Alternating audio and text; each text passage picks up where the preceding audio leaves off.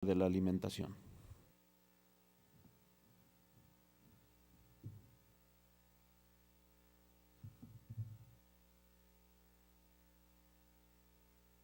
Gracias, diputado presidente. 16 de octubre, Día Mundial de la Alimentación. Anualmente se desperdician 1.300 toneladas de alimentos en el mundo. Paradójicamente, la producción de alimentos supera en más del doble la necesidad de los poco más de 7,000 millones de habitantes. Y de acuerdo con la FAO, 870 millones de personas padecen malnutrición y hambre crónica. No podemos ocultar la realidad. En el mundo la gente padece hambre, no porque no haya para comer, sino porque el sistema económico imperante hace que comer cueste dinero y que comer sano cueste caro. El dicho popular, bien vendido o bien podrido, aplica indiscutiblemente al caso. La carencia de recursos económicos es una pesada losa que impide el acceso al goce de derechos, entre ellos el derecho a la alimentación, consagrado en el artículo 25 de la Convención Universal de los Derechos Humanos, el párrafo tercero de la Constitución Política de los Estados Unidos Mexicanos, el artículo 26 de la Constitución Local, el preámbulo de la Constitución de la FAO de 1965, el Plan de Acción de la Cumbre Mundial sobre la Alimentación de 1966, el artículo 11 del Pacto Internacional de Derechos Económicos, Sociales y Culturales, los artículos 24 y 27 de la Convención sobre los Derechos del Niño y el objetivo 2 de los Objetivos de Desarrollo Sostenible, entre otros. Esto nos indica que quizás en lo que respecta a intención, el mundo no ha encontrado un límite y se ha escrito lo que se ha considerado necesario, plasmándolo en instrumentos normativos, muchos de ellos vinculantes. Sin embargo, el resultado ha sido la permanencia de un mal que aqueja a la humanidad, originalmente en sitios de ocupación o de conflictos bélicos y en la actualidad en cualquier sitio en donde el sistema económico más extendido en el mundo tiene intereses.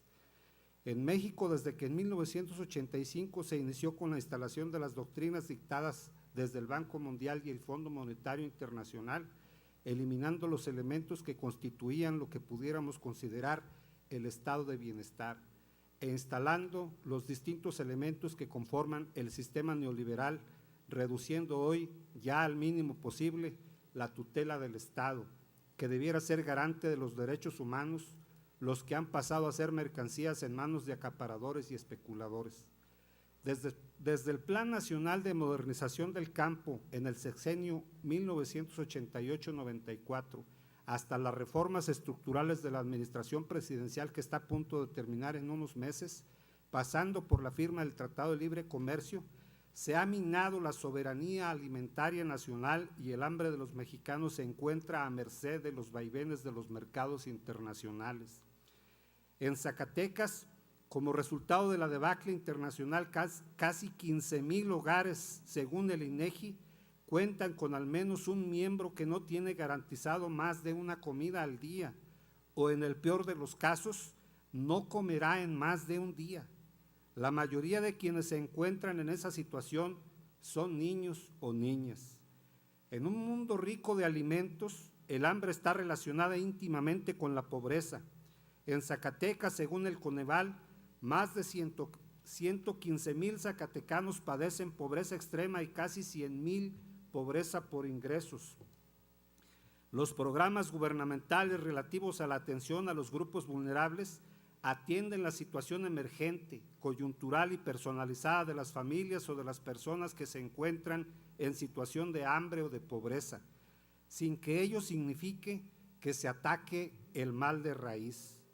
En el marco del Día Mundial de la Alimentación, hay chefs japoneses compartiendo recetas gratuitas en línea, una mujer keniana enseñando a los habitantes de los campos de refugiados a cultivar sus propios alimentos, una joven danesa recupera desperdicios de alimentos, una mujer norteamericana utiliza explicaciones en teléfonos móviles para localizar excedentes de alimentos, y en cada lugar del mundo hay personas y asociaciones que están aportando su esfuerzo para abatir el problema de la epidemia del hambre que lacera a los pobres del mundo.